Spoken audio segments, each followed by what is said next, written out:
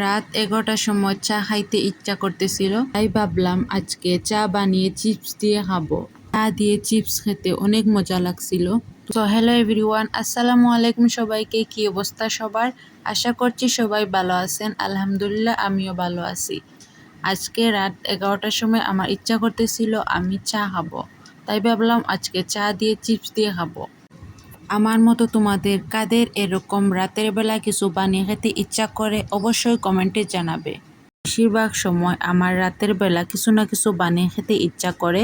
Maximum সময় আমি চাই বানিয়ে খাই। যে কোনো কিছু আমি বানাই না কেন তার সাথে আমার চাই লাগবে। চা আমার এত ভালো লাগে তা বলার বাইরে।